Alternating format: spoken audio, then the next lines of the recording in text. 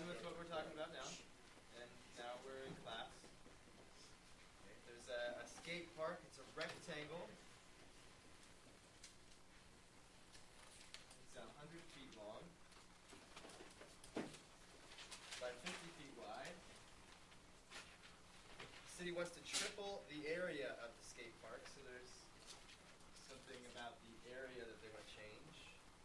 There's lots of ways they could do that, and they say they want to do it by adding the same distance x to the length. So we're going to add a distance x to the length and to the width. The width is going to get x as well. So let's move this down. So we can draw that in. Yeah, I really need that one back. This one does. Continue. Thank you. So we're going to add the same distance x to the length and the width. And this will be the new skate park. Write and solve an equation that tells the dimensions of the new skate park. What's something you know about this new skate park?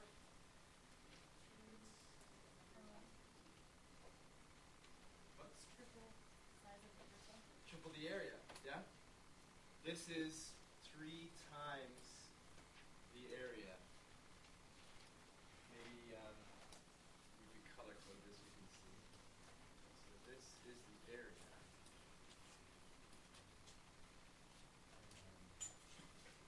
This is 3 times the area, including the old skate park and the new piece. That pink part will be 3 times the area of that blue part. So, for one thing, do we know how big 3a is?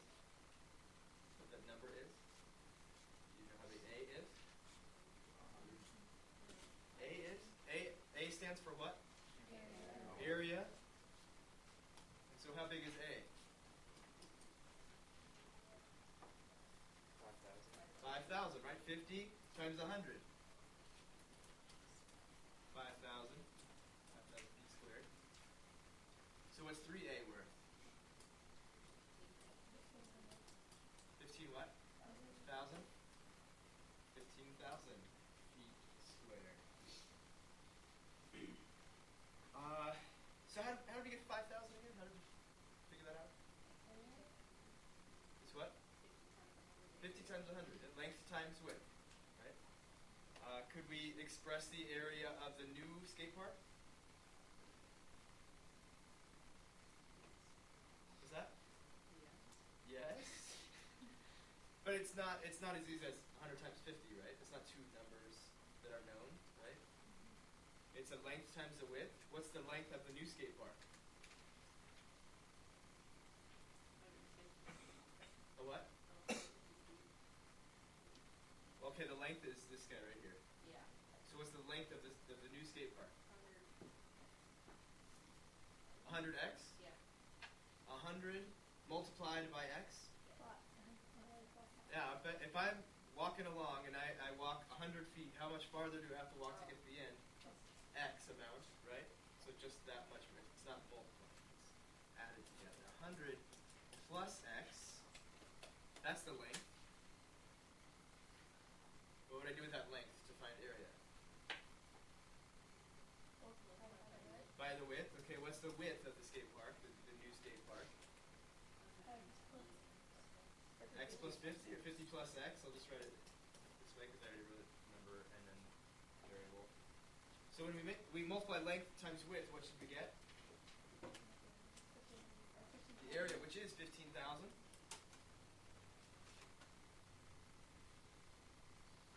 So how have we learned to solve these equations? No other questions besides 65, so you guys are very good at this. Get what?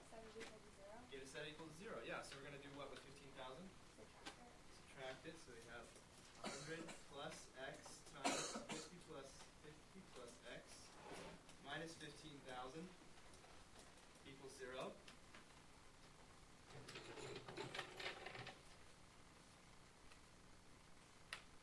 Now, does it look like the problems we have been been solving? How do we solve it? How do we solve for x? What? Gotta multiply these together? Okay. So we can't just say 100 plus x equals 0?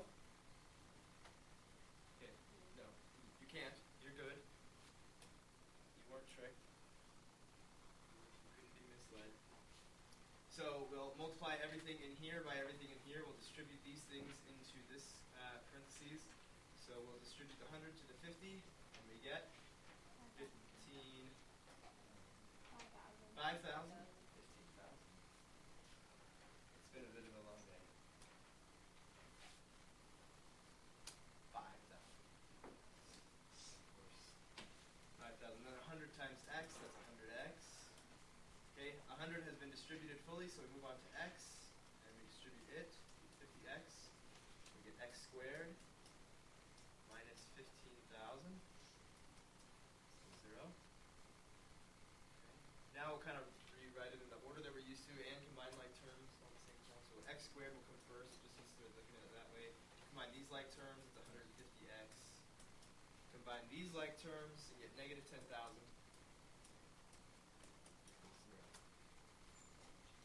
Great, now we have a quadratic. And what do we do with that quadratic?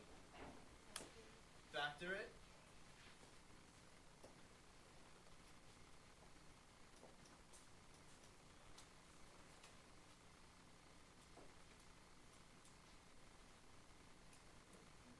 Yeah, we're going to fill this in with two numbers that do what?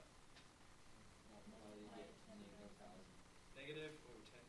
Yeah, that's right, 10,000. Negative 10,000. And add to 150. So we got a positive and a negative, yeah?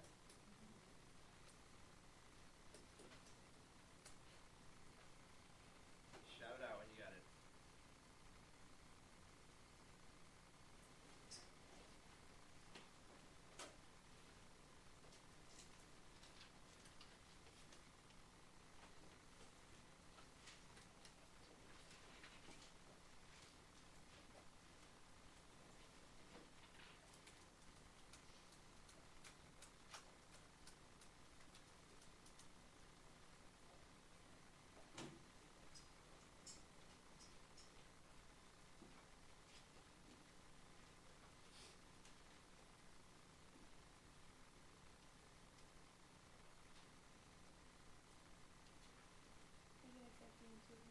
Negative 50 and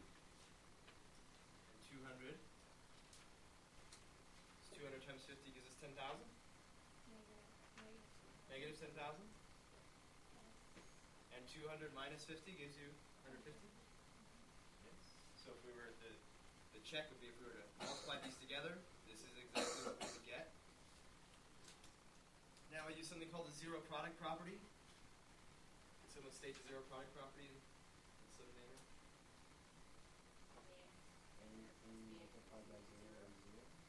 It's close.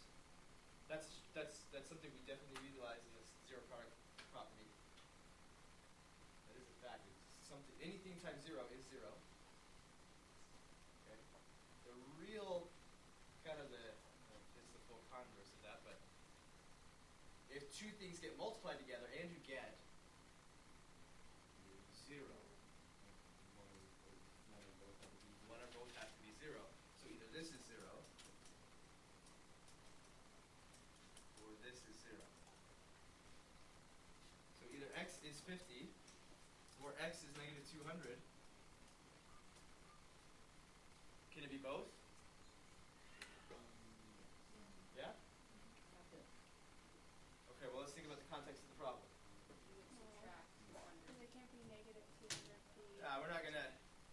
You're not gonna like strip away all this concrete and then go in this direction 200 feet, and strip away all this concrete and go in this direction 200 feet. You know what I'm saying? Right here, we're gonna add 50 onto this side and add 50 onto this side. So, though both of these are solutions to this quadratic equation, only 50 makes sense in the word problem itself. I think it asks what the dimensions are. What are the new dimensions, right? So we add 50 to what? To 100. we get 150. We also add 100 to, or 50 to 50 and get 100. So it's 150 by 100. And we triple the area while adding the same length to the length and the width of the skate park. Okay.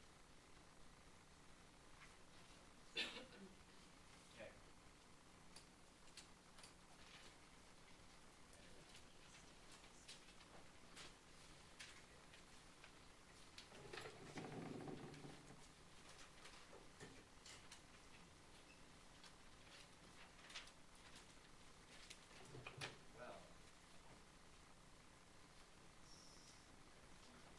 13.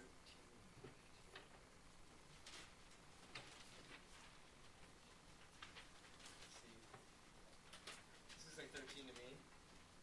I'm looking at 4.3, so that's probably why I'm confused. Hold on. Okay.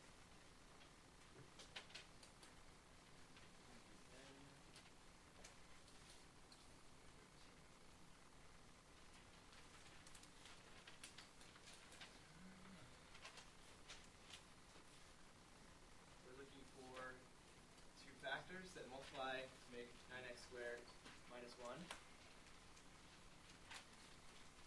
This is a special case. This is what we call a special pattern. What do you notice that's different about this when you compare it to most of the other ones we factored? The bx. It's not there. Or, to be more accurate, b is equal to 0. So we have 9x squared plus 0x minus 1. So whenever our b is 0, you'll notice there's this common trend that turns up. What you need to take note of is that this has to come out to be 0. So when you get your two x terms, you know how when you multiply two binomials together, you get those two x terms, they're like terms, and you divide them. When you combine them, you have to get 0, so they have to be, if you're going to add two things together and get 0, they have to be what? Opposites. One is 3, one's negative 3, one's 5, one's negative 5. That has to be the exact opposite. So when you put in your x values and you put in your numbers here, when you multiply this number by this one, and this number by this one, you have to get the exact opposite things. Okay? Which means the only way for that to work is for these to be identical, but to have the opposite signs. 3x times 3x will give us 9x squared. 1 times negative 1 will give us negative 1. 3x times negative 1 will give us negative 3, and 1 times 3x will give us positive 3x. And that 3x minus 3x will cancel. Okay. See how that has to happen every time if you're going to have a 0x in the middle. You have to have the exact opposites, which means that you have to have the exact same products. The exact same products. The only way for that to work is that these two are identical, and these two are identical, and the only thing different is this sign in between. When that's the case, there's actually a word for that. These are called conjugates. Conjugates are the exact same terms. They're binomials. Only one of them has a positive in the middle and one of them has a negative. When you multiply conjugates together, you get this canceling out. Okay. So, when we do 15, we'll see it's a similar thing. 49n squared minus 16.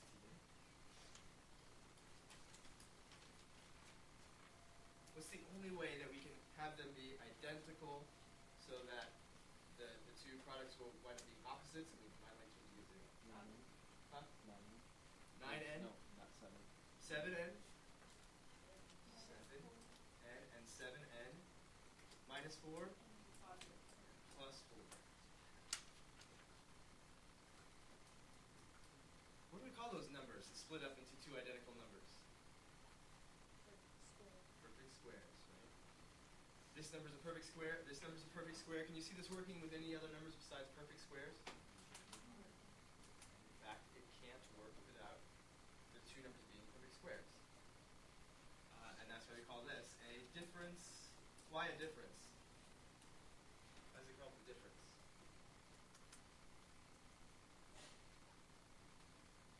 What does difference mean? Subtract. Difference means subtract. Sum means add. Product means multiply. Quotient means divide. So difference, subtract. A difference of What kind of numbers are these? Squares, difference of squares. This won't work unless you have a difference of squares. Okay? You can't have a sum of squares. Alright? Now there are other patterns, but they are not for quadratics. We'll talk about those later. But for a difference of squares, it factors just like this. The square root of this guy, you put them right there in front of the variable. The square root of this one is plus, one is minus. You see why it wouldn't work for anything other than subtraction for a difference? Let's try 49n squared plus 16. Can we write this down so that we have the middle term cancel out? Because what do you need in order to get that cancellation? You need to subtract. One positive, one negative. Right? And if we tried to have negatives in there but also multiply to make positive, we'd have to have a double negative to multiply. Negative times negative to make positive. But that wouldn't work. That would just give us a negative n. Okay? So unless the product of these two numbers is negative, we can't get the one positive and one negative that we need to get the middle term to cancel out. So that's no good. That won't work.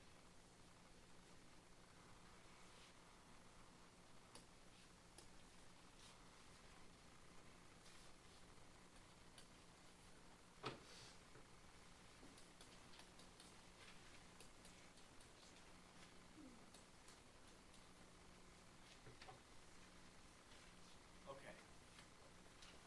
First thing we're always going to do when we factor a quadratic or any polynomial would be in the next chapter. Okay, this chapter is about quadratics. But anytime we factor a quadratic or any polynomial, the first thing we're going to look for is do they every one of them have something in common? All of these terms have something in common. What do they have in common? 4. They all have a 4. Okay? So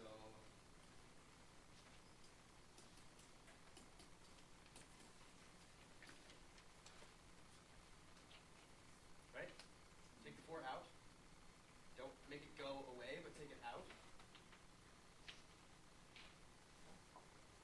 Is that okay? I mean, can someone prove to me that I can take this 4 outside the parentheses? Do that? How do I know that this is the same as that? You just distribute it. If you distribute the 4 back into the parentheses, then you come up with exactly the same thing. Thank you. Now we can factor this as its own little quadratic, and then just keep that 4 out there, 4 will get multiplied by whatever we find. Okay. So I'm going to walk you through again the process that I taught you last time. It goes like this. This is A. This is A. This is B. And this is C. What's A? 3 and It's just 3, right? It's just the number that you multiply by x squared. And what's B? 1, Negative 1. C? Negative 10. Okay. So I taught you to do this x thing. And up here, what number do we put up here? A times C. Here? B. So A times C, that's 3 times negative 10, that's negative 30. And down here B is, again, negative 1. So can we find two numbers that multiply to make negative 30 and add to make negative 1?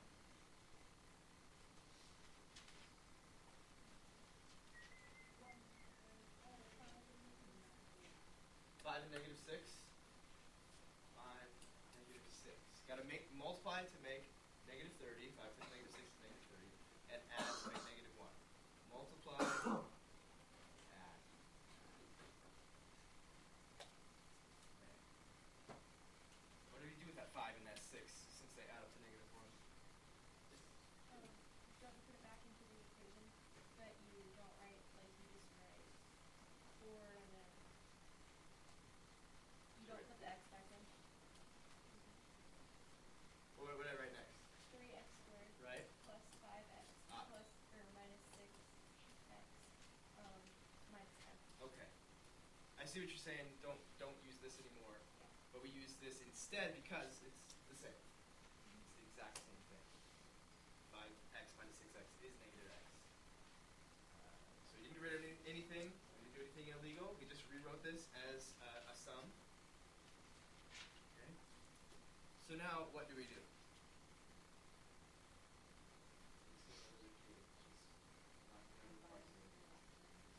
What's that? You mean these two? Yeah. If you combine like terms, we'll just have this again. Right? Can you group them? Group them in groups of 2. What do we do in this group? Take out what's in there. What do they have in common? And what do they have in common? X. 1x. We'll take out an x. So what's left? 3x plus 5. 3x plus 5.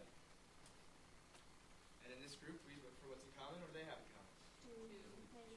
Negative 2. I like when this is negative to pull out a negative. Because you remember, in the end, what do we want to see in this parentheses? Exactly the same. The same thing. What do we have here? Positive number. So we want to have a positive number for this one too. So if this is negative, let's pull out a negative 2. Okay? Does that work? Does this 3x work? Negative 2 times 3x is negative 6x. Plus 5. Negative 2 times 5 is negative 10. Perfect. Okay, so here's the part where if you've gotten this far, it's not that hard to get to the next step, but there's this choice to make. You can choose to memorize and just see a pattern and know what you're supposed to do, or you can choose to understand it, and that's what I would recommend, because that's going to be your biggest help. Understand why the next step looks the way that it does. So I'm going to explain it again. Let's take this as an example. Why did this get written like this? Why are these the same thing?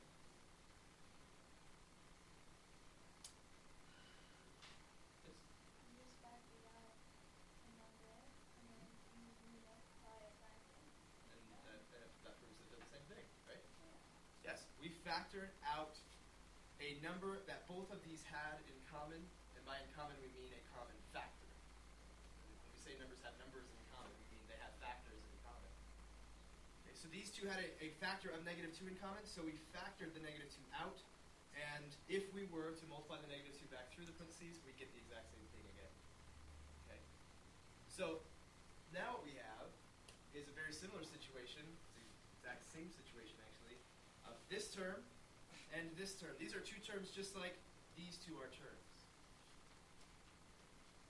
And just like these both had a negative 2 factor in them, these both have a common factor.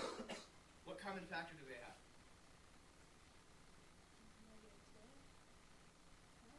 Do you have a negative 2 inside here? 3x plus 5.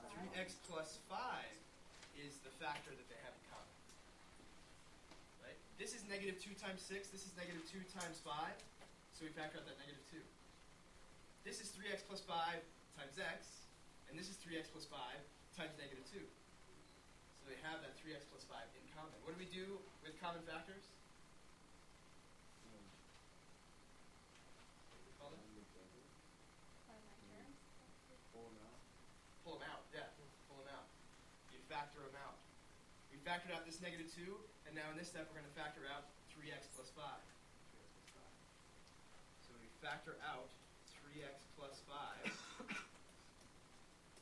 from both of these terms. When we divide out 3x plus 5 from here, what are we left with? Just from here, we're left with x. And from here, we're left with negative 2. So there is the factored form. Yes? Does it matter if you do x minus 2 first and then 3x plus 5? Well, your question is 3x plus 5 times x minus 2 the same as x minus 2 times 3x plus 5, right? Yeah. And so that's multiplication. All you're trying to do is switch the order of multiplication. Is that okay? Yeah. Yeah, it's okay. It's the same.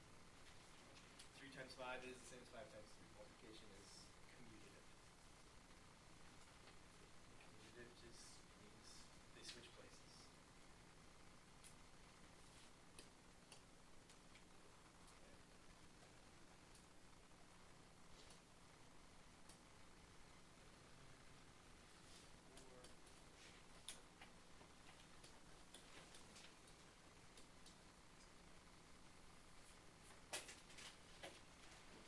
say was the first thing we would do whenever we encounter a quadratic before we start factoring? We're going to look for common factors. Yeah, multiples and factors. That word they get mixed up a lot. That's okay. Do they have something in common? A 2. We factor out a 2, and we're left with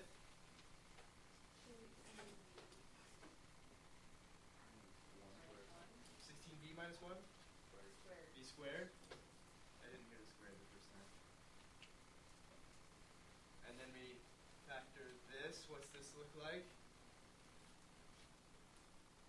Like these?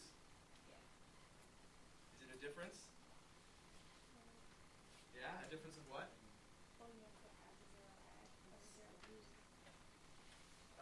You don't have to. I mean, if it helps, you can. You don't have to write it plus 0x minus 1. This just helps us to see this pattern, difference of squares. To see that if we're going to get a 0x, we have to have two identical things differing only by the negative sign. So is a difference? Are these both perfect squares? Yes. This is what square? It's 4. And this is 1 squared. 2 times, we get identical things here. What are they going to be? 4b plus 1 minus 1. Difference of squares.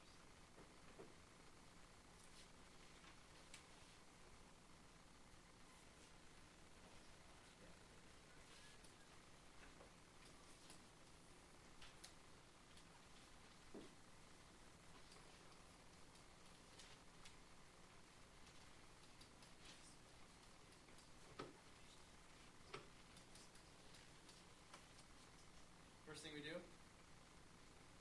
See what that means. See what they have in common. What do they have in common? Anything? 4?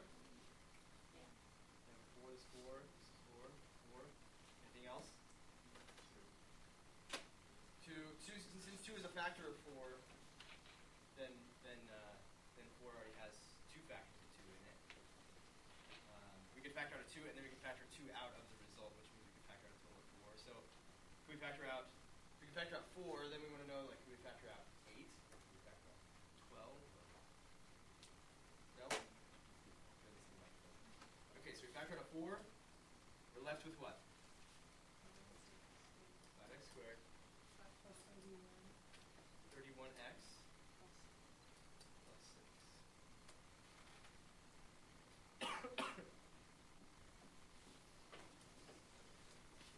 Again, this is the method that I prefer. This is A, this is B, this is C. Here's AC, here's B.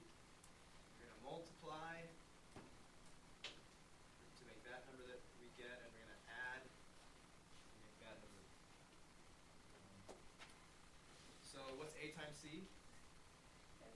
5 times 6 is 30. And what's B? 31. We multiply together to make 30 and add to make 31. 30 and 1. What do we do with that 30 and 1 now? Plugging it in place of 31x, we'll write 30x plus 1x.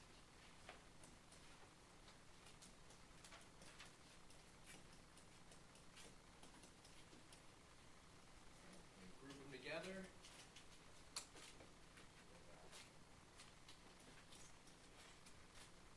And we look for what? Common. What do they have in common? 5. And an x. 5x. What are we left when we factor out that 5x? Plus 6. Not just 1, but 1x. So 5x times x is 5x squared. 5x times 6 is 30x. What do these have in common?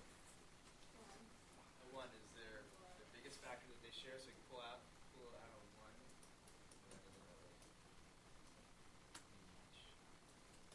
4 times. What factor do these two have in common? Have an x plus 6 factor in common. X plus 6 factors in common. So we factor out that x plus 6 factor, and we're left with the 5x plus 1. Because if I were to distribute this x plus 6, I get x plus 6 times 5x. There's that. X plus 6 times 5x. X plus 6 times 1. X plus 6 times 1. It's factored. That's just factored.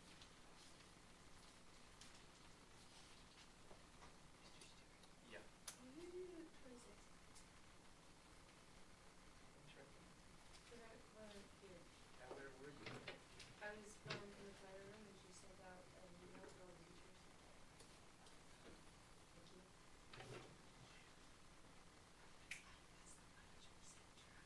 No, not live. I said I don't like that. I don't like the email thing. I don't know why you're whispering this time.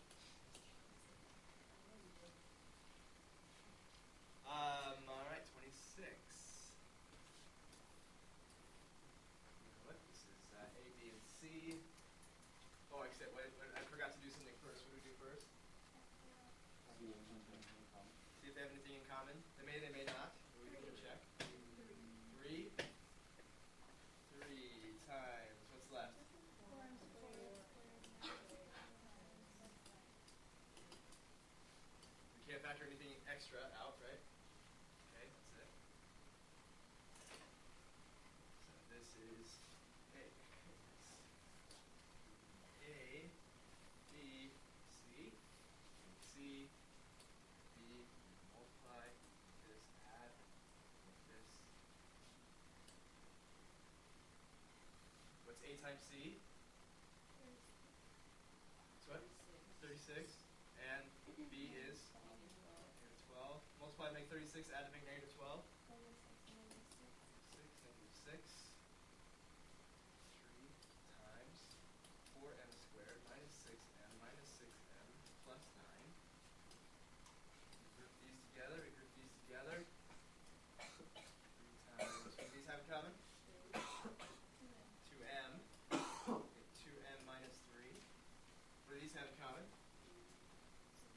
3, but this one's negative, so we'll make it pull out a negative 3. So we get m. So we're going to take negative 3 times this will give us positive 9. So negative 3 there.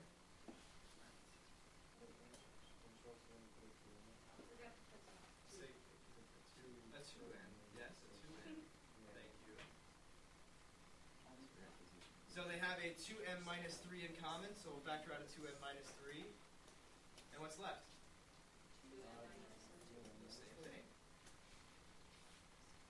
This is also a special pattern, because what you could do is write this as 2m minus 3 times itself, right, squared. So this is what they call a perfect square trinomial. This is a trinomial that factors into a perfect square of a binomial. Recognizing that, I don't know if it's faster to check every one of your problems to see if it's a perfect square trinomial, or to just factor it.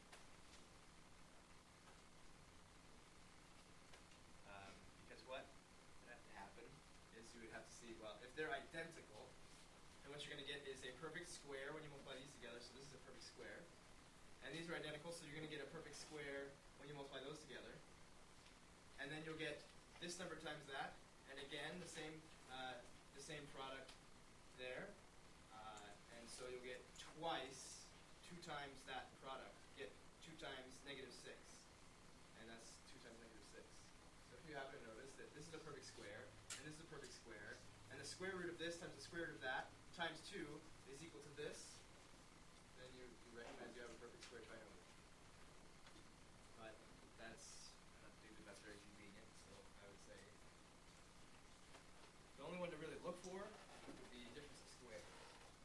That's easier to see. There's only 2 things, and if you look and it's a difference and it's 2 squares, then you're ready to go.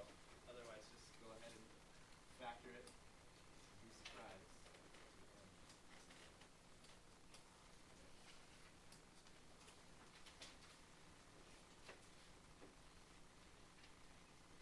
35, I think, isn't it?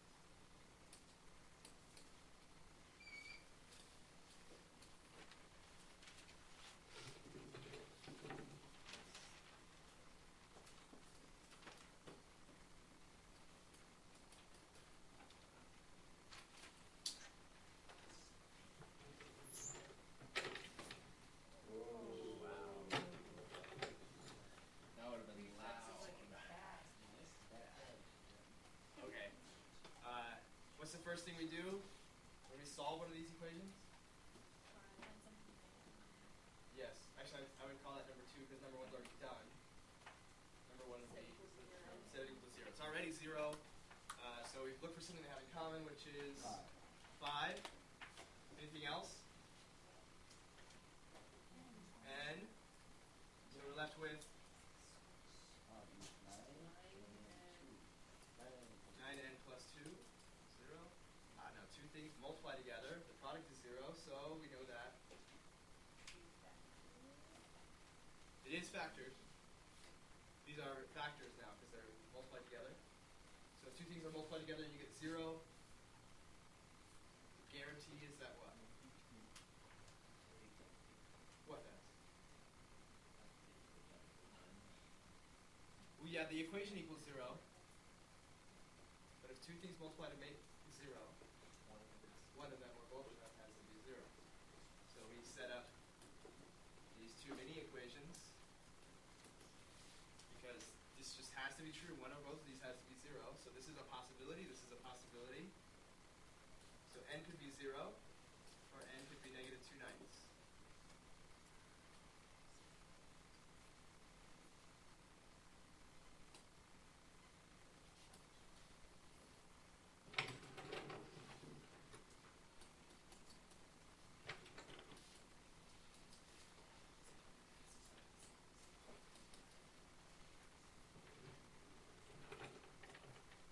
Before we start solving the equation, we want to make sure that it's equal to 0. And then the next thing we look for is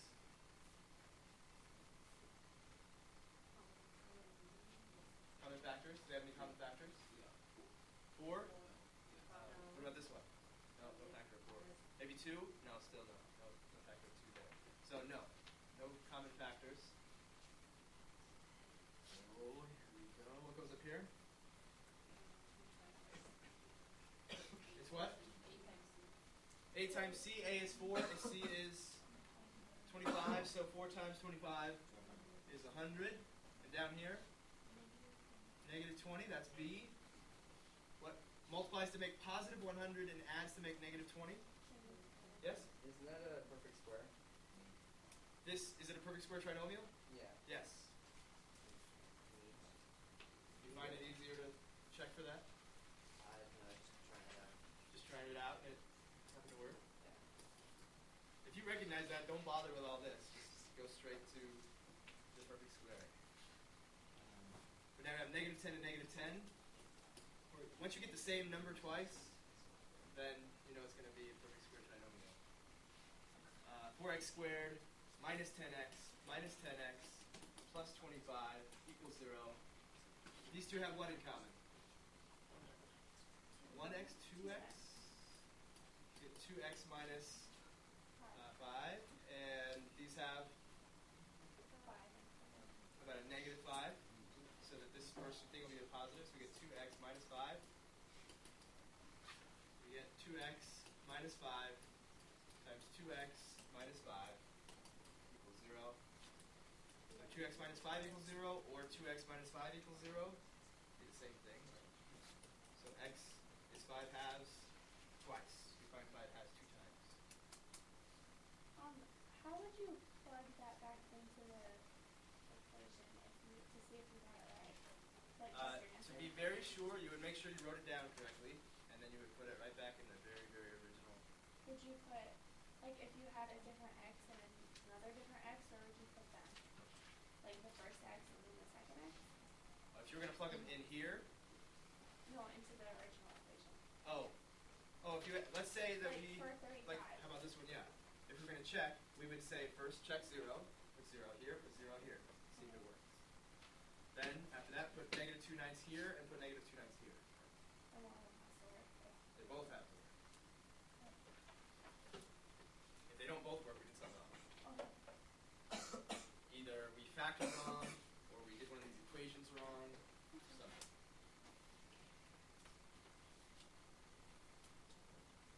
Um, 45.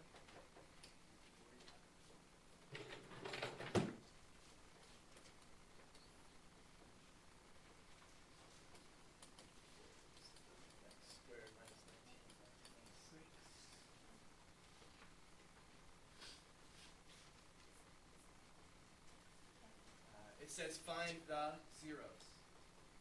Can we put our phones away, please?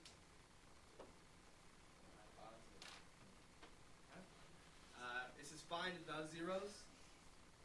Okay. Remember what I told you a zero is?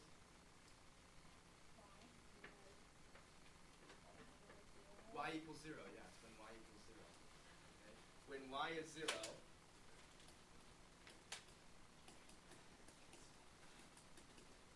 when you can find an x value that you can plug in and get 0, that's what we call a 0. Any x value to plug into this equation and it gives you 0, that's what we call a 0. So first, now that's equal to 0, we check and see if what? Something in common? Anything in common? No, that's really easy. This is a prime number, so 1 and 11 are your only choices. These do not have 11 as factors. So, no, that's not going to work. What do we put here? Negative 66 here. Negative 19. Two numbers that multiply to make negative 66 and add to make negative 19. Negative 22 and 3. 22 and 3, they multiply, they add, all works out. So 11x squared minus 22x plus 3x minus 6. These two have in common what? 11. X. So an x. So we get x minus 2. And these two have in common 3. X. We want to make sure that when we distribute, we get that. And so they have x minus 2 in common.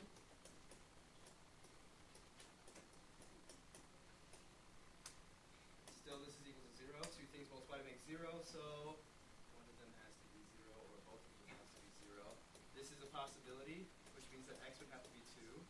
This is a possibility, which means x would have to be negative 3 over 11. If we wanted to check, we could take 2, put it in here, and see if it works, which it will. We can try negative 3 11ths, put it in here, see if it works. No.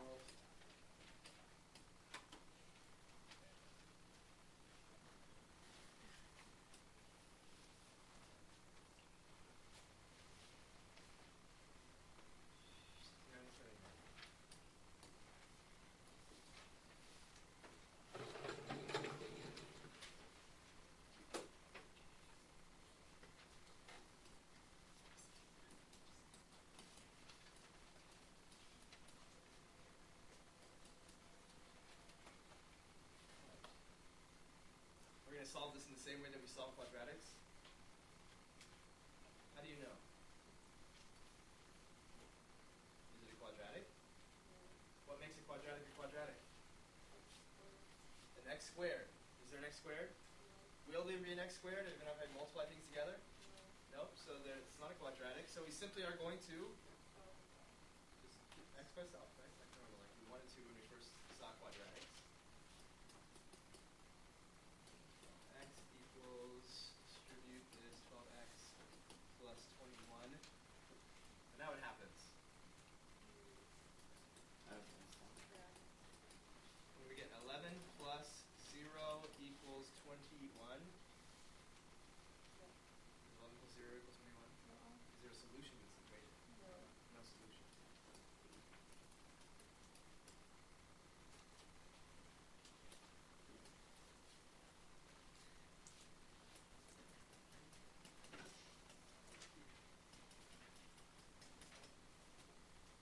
Graph the function. When we graph this function, what shape will it be? Parabola. Yes, parabola. Parabola. So what form is this in? Standard form, ax squared plus bx plus c. So we start by finding the vertex.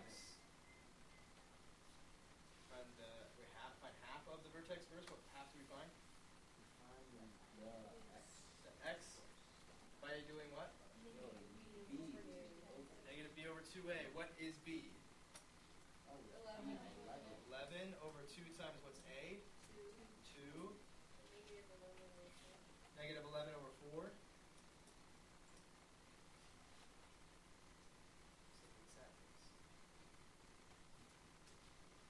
And now we're going to find the y value. How do you find the y value once you have the x value? Plug in that x value, find out what the y value would be. So 2 times negative 11 fourths squared plus 11 times negative 11 fourths. Good one. 5.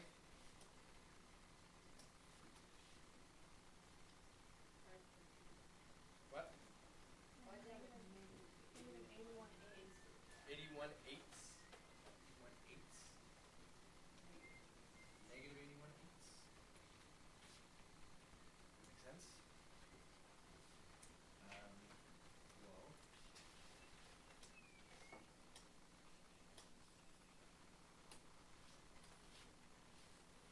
Negative 11 fourths. This is negative 4, 8, 12 fourths. So 11 fourths would be right here. Negative 81 eighths. How far does that go? That's like 10 and negative 1 eighths. It's what? 10 and negative 1 eighths. 10, well, negative 10 and 1 eighth. Yeah, okay. It's splitting hairs, but I split hairs. So 8, 9, 10 and another eighth, which would put us right there. So our vertex is... So you don't use rise over rise? You just literally do 11 fourths? Yeah, that's not a slope. We won't talk about... The only time that in an Algebra 2 class we'll ever talk about slope is the slope of a line. It's a line. It's not... The only time we'll talk about the slope of anything other than a line is the very end of pre-calculus and then a lot during calculus. So, so don't think until later about slope for curves. Okay, so curves will have slopes later, not right now. So yeah, this is just x comma y.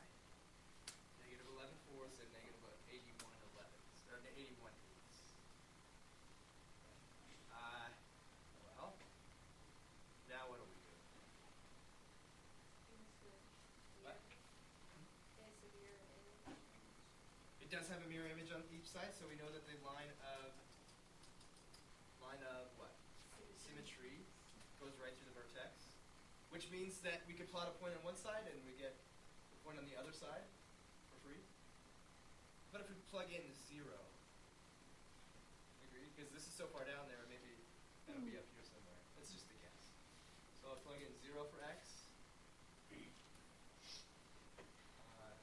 That's easy. What do you get when you plug in 0? 5. So 5. Okay. Well, that's...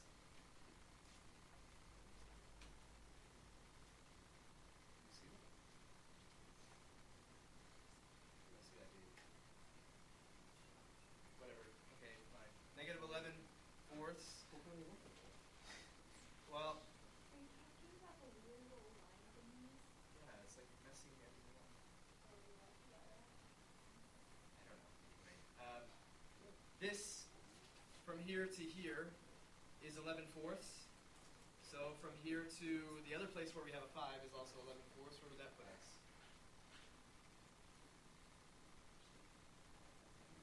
What? Another 11 fourths was another 11 fourths on top of 11 fourths. 22 fourths, negative 22 fourths. This is a negative 11 fourths, which is negative 2 and 3 fourths. So another 2 and 3 fourths.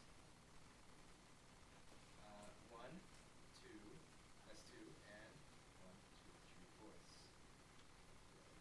So at that point, we also have... Down here where the vertex is. It's the vertex. Okay.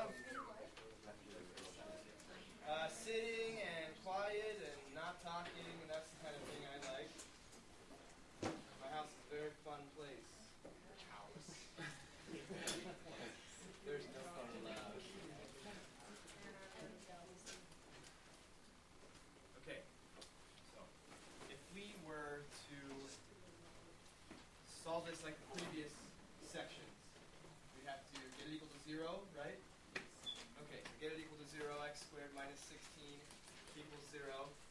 And then we have to factor that, right? It's a special pattern, isn't it? It's a difference of squares. Factor it like this, and we get what? X.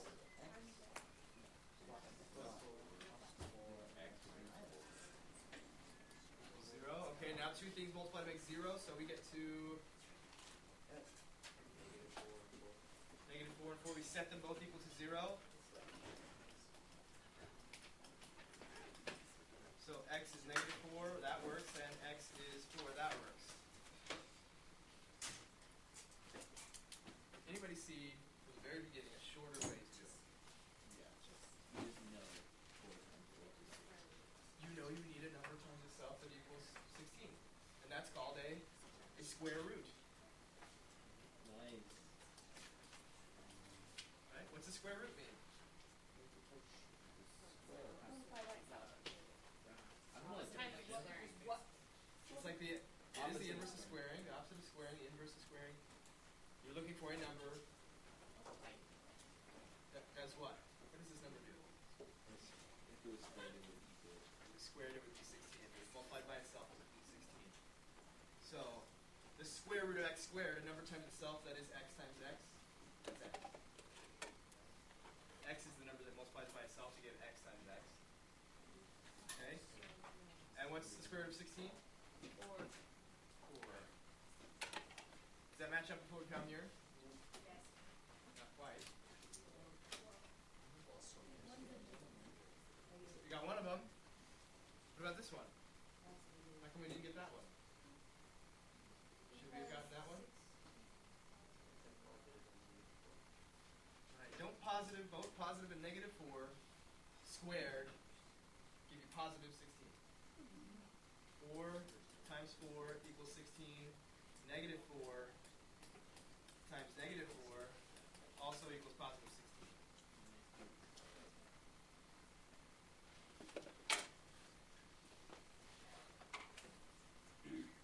Okay? So that's one thing. Just one side note. When you introduce the idea of taking the square root in an equation, okay, not when a problem's given to you with the square root in it, but when you say, let's take the square root of both sides, you've got to remember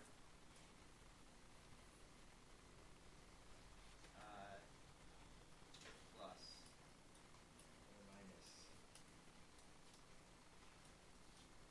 every square root.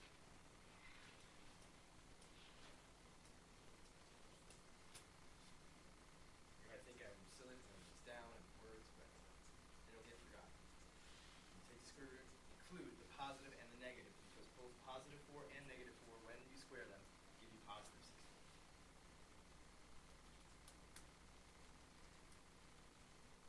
Okay, so if I can sum this all up into a few words, I would say if you can just take the square root, and that would isolate x, or at least get it down to x to the first power, then you should do that, and don't worry about factoring and stuff. Okay. It's pretty simple. Before we do more equations, I would kind of want to start in the middle and go backwards.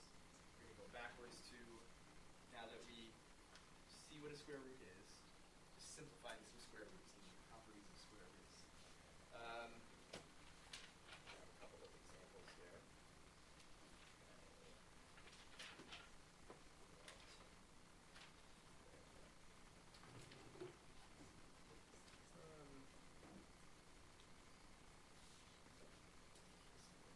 Square root of 80. Now, does 80 have a square root? Well, yeah, I guess it does. But does it have a perfect square root? It's not a whole number. Yeah.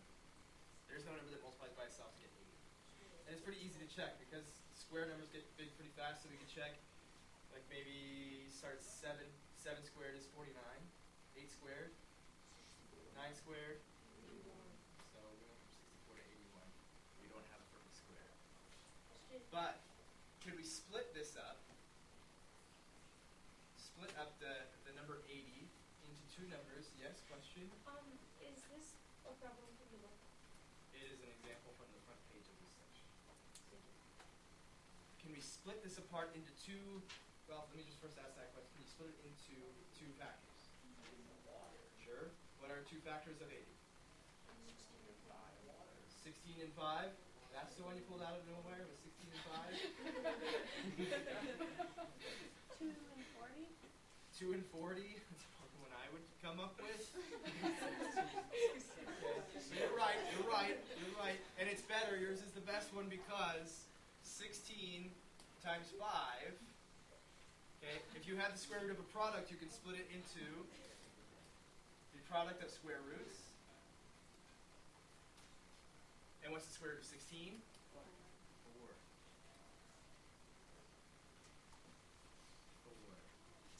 Plus or minus 4. Ah. You've done it. You brought it up. Okay. Do we have to do plus or minus? I don't know. We don't. Because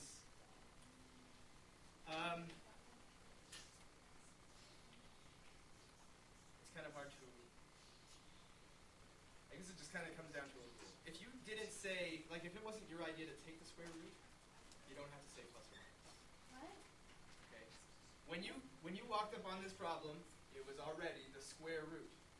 The difference between that and when you take plus or minus is if I had x squared equals 4, is there a square root involved yet? Yeah. No. No, not yet. When does it get involved? When you do it. When we come in and we say, my idea is, let's take the square root. Now it's like a mystery. Like, what two numbers should I multiply together to make 4? Plus or minus 2. Okay? But when we have the square root of 80, let's just say, unless it's our idea, we'll just always say positive. Okay? It's kind of hard to explain in a way that you'll like. Okay? I like it fine, but if I explain it, I'll say a lot of words and you'll just be like. So only do it when you have an equation, and I'll say yes. And all the explanation will just flow right through both ears. So if you're solving an equation and it's your idea to take the square root, do plus or minus. If it's just sitting there on the street, minding its own business, you look over, it's already the square root of 80. You don't have to worry about plus or minus. Okay? That's the thing. It's the rule. Yes? What if you did put in 40 and 2? Okay, if you did 40 and 2, square root of 40 and the square root of 2, does 40 have a nice square root? Does 2 have a nice square root? No. No. So you want to pick factors that at least one of them is what kind of number? Perfect square, so that when you split them, you get the square root of a number that has a nice whole. Wait, is that So, your so answer? only time they can get out of square root is if you multiply it by times something and you get 16 and you do that. Therefore, how do you get far out? It's not out, it's just that the square of 16 is 4. Does this have anything to do So with you just put it out. So it's squared. So you can put it back in and get back to 80. Oh, if I wanted to bring it back in to get Yeah. 80, then I have to rewrite it as a square root. That's the only way I can combine two things inside a square root symbol, is that they're both square roots. Does that make sense? Okay, so here's a property of square roots. I heard it saw a hand. I heard a hand. that was me. What's your question? Gosh. Hannah, you had a question. Does this have something to do with parabolas? Yes. You can tell me that? I will. Later. Yes? It'll be later. Okay, so the problems in our homework will always have a perfect square we can, like, Oh, for a problem like this? yeah. Maybe not. You would say, like, if there is no way to pull them apart so one of the factors is a perfect square, you just say, okay, simplify it as simple as possible. Like, the square root of 21. Can you split it apart into two factors? Two factors, yes. 7 times 3. But not two factors that have, one of which have a perfect square. So then, how would your answer look? You would just say, it's simplified. Already simplified. As simple as possible. Right? The word here is simplify this thing, and it is as simple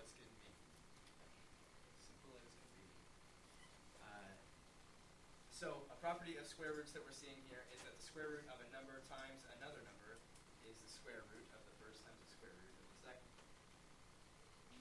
And the other way works too. If I have a square root times a square root, I can put them together. Just like if I had the square root of 6 times the square root of 12. Nope, that's not good. Hold on. 15. Can I simplify the square root of 6?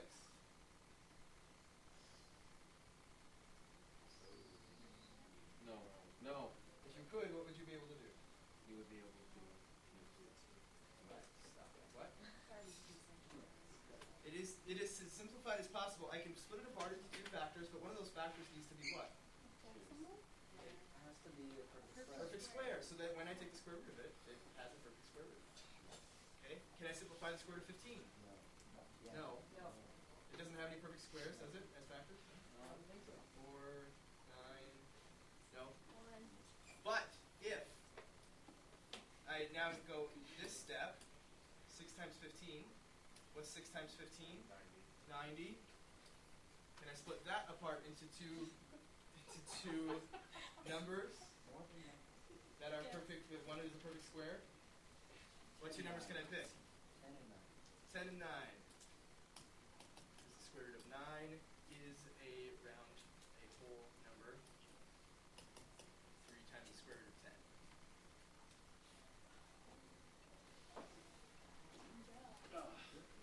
Yes, Jace?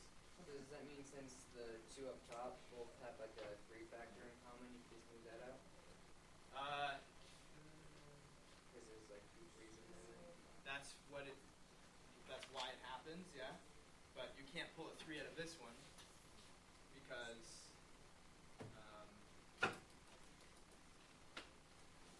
in order for that to happen, this would have to have a factor of 9. But what you could do, since you're talking about it, this has a square root of 3. Well, we could make this the square root of 2 times the square root of 3, right, for 6. We can make this the square root of 3 times the square root of 5.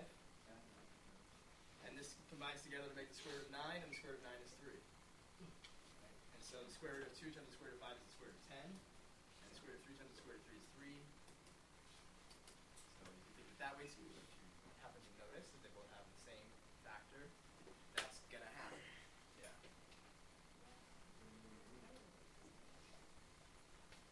Okay.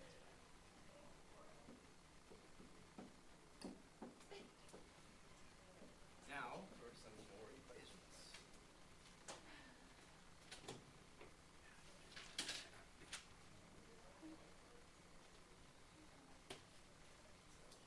We'll do another one that's a lot like what we saw at the beginning of class, or at least the beginning of this talk about this approach.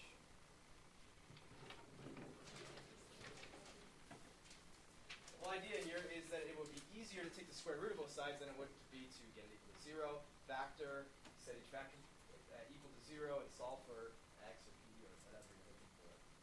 Okay. So you would like to just say, take the square root of both sides, cancel out the square, and whatever the square root of the other side is, that's just how it works out.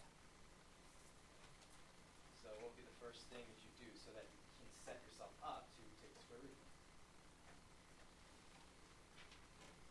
Divide by 4, right? You want to get the thing that's squared by itself. You divide by 4, you get p squared equals 112. Do you have a calculator, or are you just like... I'm all skilled. Okay. Wow. Impressed. I haven't found out for like been made before. Okay. That one was the ones that we were so So what do we do now? Oh, and you do the square root thing. The square root thing. Yeah.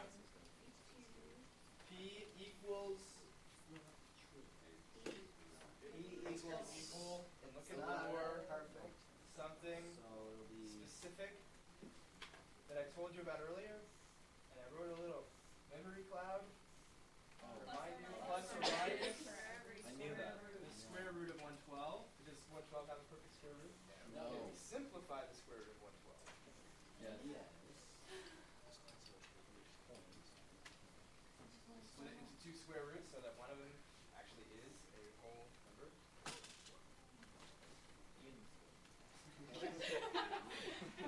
I'm joking out. Well, it's not that hard, right? We just want to pick square numbers. So Well, you say it's not that hard. well, to check it. What's the smallest square number? 4, right? 4. We can try 4. Does 4 go into 112? Yeah. 28. Now, does 28 have a perfect square factor? No, 4 does though. 5.29. 4 does? Yeah. 2 and 2. No, I'm looking at not perfect square root, but if we do 4 and 28, now can 28 be simplified? Does it have a perfect square as a factor? Yes. What is it? 5.29. No. Oh, no, it doesn't. It doesn't? No. What are the factors of 28? Well, there's, start with 1. 7 and There's 2. 7 and 4, so is 4 a perfect square? Yes. Yeah. So apparently there's a bigger square number that we could have pulled out. 8. Factor of 4 4 times 4, 16. 16. 16 times what is 112? 8. 16 times 8 is Yeah. 7. 12? 7? 6. Yeah, 7 is bigger than 7. Remember how we just decided 28 was 4 times 7? Yes? So if it comes out with like 2 perfect squares, like that one's perfect and the other one's perfect, I'm looking for a bigger number you can go in. Well, no, you don't. Let me show you another way that it could have gone. But I'd like to do it all at once. So what's the square root of 16? 4. 4, and there's the square root of 7. Can't simplify it anymore. Okay, so maybe you decided to say that this is plus or minus the square root of, and you did 4 and 28. Then you would get plus or minus 2 times the square root of 28. And then it occurs to you, maybe 28 can get simplified more. And you think it can, because it's the square root of 4 times the square root of 7. What's the square root of 4? And what's 2 times 2? 4 times the square root of 7. So same thing, just done in different steps. Oh my goodness. Is that your way of saying thank you?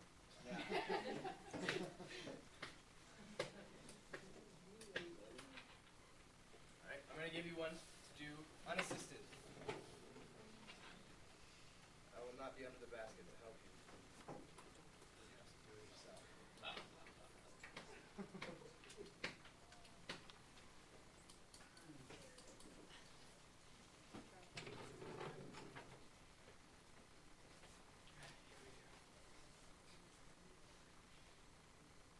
Which way is down the court? That way, because we're on this side of the court. Is it towards your goal or towards the others? It's whatever side you're on. It's opposite side. It's down. Down is away from where you score for. Just from Wherever where you you're are. standing. Wherever you are? Yeah. Oh, just wherever you are. It Yeah. doesn't matter which. So, if which you're goal is moving, yours. like that can turn into down court if you like pass half court. Well, it depends kind of because the back court and then the front court. So, Are those constant? no, because you're going to the front court. The back court is there. Basket. Their basket's in the back court. Yeah. Always. Yeah. Back court change. But, It doesn't change. but at halftime it switches. Right. But when they have a goal that's set, Yeah. back court is theirs. Yeah. Okay. I don't know how to do this. It's just the way. Hey, set it up to take the square root. Do this. Get the square thing by itself. The same way you would get any other thing by itself. Get the square thing by itself. Like R squared by itself? Where do you start? Square by itself. Then you have leave to achieve. I believe in you, Hannah. I think it's really good. Oh. Okay, so add 10.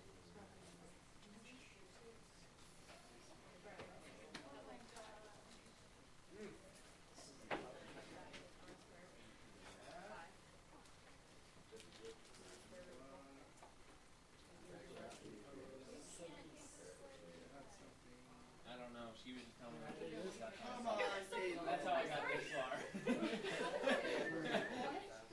I was trying to help him.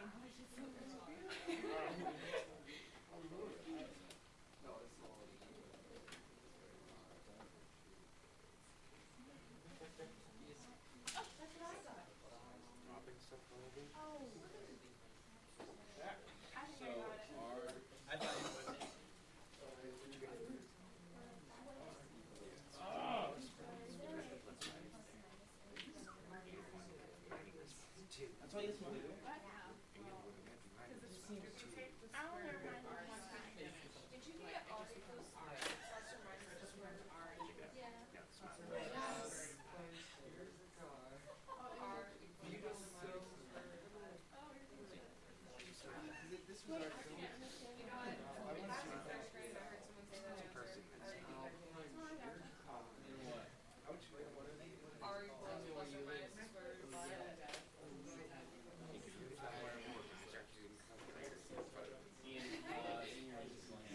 It like goes by fast, but it's boring. Only thing is we're always doing something. It's bad. They set up a game.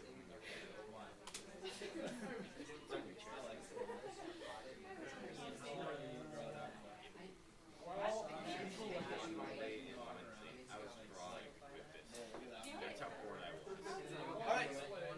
Okay, alright, okay, alright, okay. Okay. Alright, so at some point we want to use this new idea of taking the square root. So if we want to use that idea, we have to get the Square by itself. the square thing by itself so that we can take the square root. Okay, so we do that by doing what? Add 10, so we have 7r squared equals 35. Divide by 7. Take the square root. So the square root of r squared is r equals plus or minus the square root of 5. Yeah. You did it. Oh, yeah.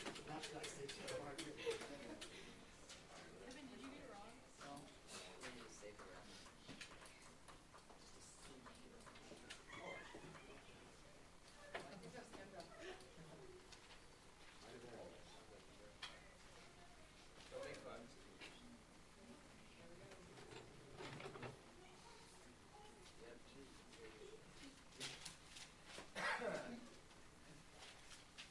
Alright. Do you think we could at some point still use the square root idea? What are we going to be taking the square root of? Where are we going to be canceling out that square? X minus 4. Yeah, we're going to take the square root of x minus 4 squared to cancel out that square. So it's the same idea as this, only we've got a parentheses, and then we'll have more to do after we unwrap the square root. So first, though, we'll do what? Distribute. Well, you cannot distribute the 7. Distribute the square, should make them.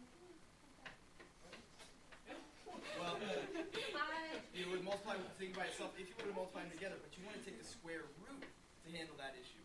So why didn't you do that first to do it? Couldn't you just divide We both can't take the sides by square root 7? until we have something squared on one side. Oh, so you don't So we even do what? take the square root. Divide both sides of the same with 7. Well, Well, couldn't you subtract 18 first? well, I mean, add it. yes. Can you just And then if you couldn't you throw the divide square in both through sides there? by Square in through where? The parentheses? No. X squared plus 16. Don't you have to distribute Hey. first? We already talked about this. If you square something, what does squaring something mean? That's what I said this. I know you were right. That is correct. We're not going to use that strategy, but x minus 4 squared means x minus 4 times x minus 4, which is, That's what I said. you were right always. I'm talking to I know, Chase, it's right. okay? I'm saying that you have to multiply these two parentheses together, which means now you get an x term, which you didn't get, right? I think it's time to call it. No. It's time for Hannah to just like eat some chocolate and calm down. I did bring chocolate today. Wait, so we're I allowed rock to eat in this class? I We had all to eat need to Skittles have some instead. chocolate for Hannah next We time. can eat in this class? Did you steal one of my cake? Yes. You eat it all. I don't remember. Can you eat in this class? Yes, you can eat in this class. Thank you. So, you have produce back there? You do have produce. Alright, Oh, and there is a hush that fell over the crowd. What do we do next? So that we can set ourselves up to take the square root. If you take the square root of both sides, then you have to take this, you have to include 7 in your square root. That gets messy. Being distributed? No, You gotta because keep this the is x minus 4 square. times x minus 4, and here's your 7, so 7 can only get distributed to one of these. If you do it the way it looks now, you're distributing it to both of these, which you can see, that's not the same thing. What's that? Yes, right? We would like to take the square root of x minus 4 squared. Let's get rid of that 7. Why would we leave it there if we don't have to?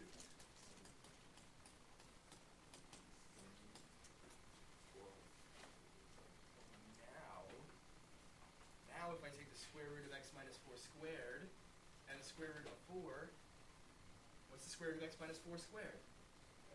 X X minus 4, because what's something that multiplies by itself to give you x minus 4 times x minus 4? X minus 4.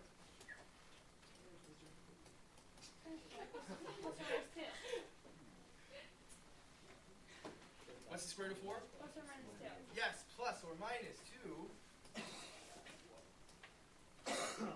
Okay, now how do we get x by itself? So we get 4 plus 2 and 4 minus 2. That's two different answers. Two different answers. What's 4 plus 2? What's 4 minus 2? 6 and 2. Wait, you lost me. I'm confused where the 7 went. No, I'm not. Oh, I thought you told me you couldn't do that. Well, you wouldn't want to do that, yeah. Maybe, there was a lot of stuff going on, but I didn't mean it as I said it. Okay. Wait.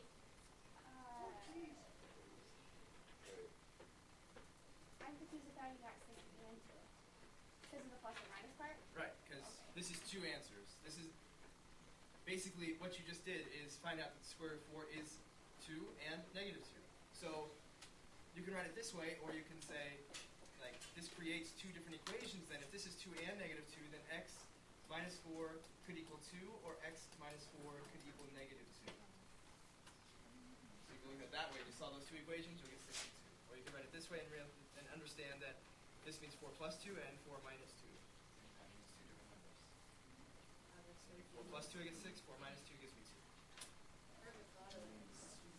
Well done. Well then, that's the idea. No, do this. Yeah, do this. Do this right now. 33. Call me an idiot. That's very rude. Yeah, I'm telling you, brother.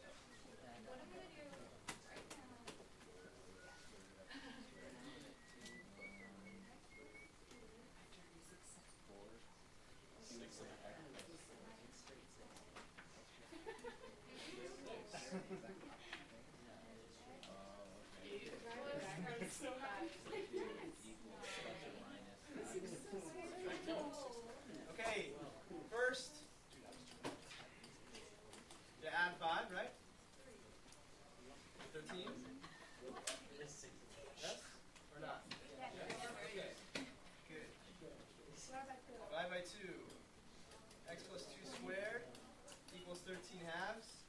Okay, we're all grown up now. We like this. We like 13 halves.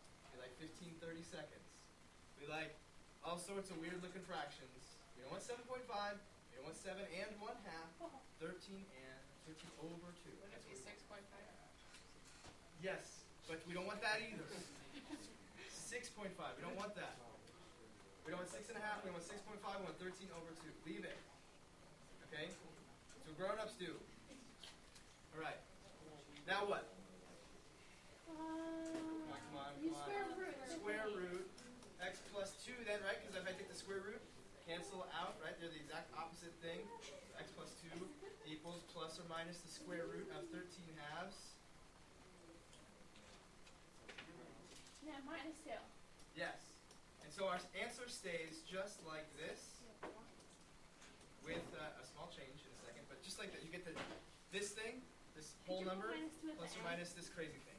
You just leave it. Could you put minus 2 at the end or that not? It doesn't matter. I would leave it on the left side because if you put minus 2, it might accidentally look like it's underneath the square root. We don't want that. You don't want that. I know. Wait, I got 30 seconds. I can show you this thing.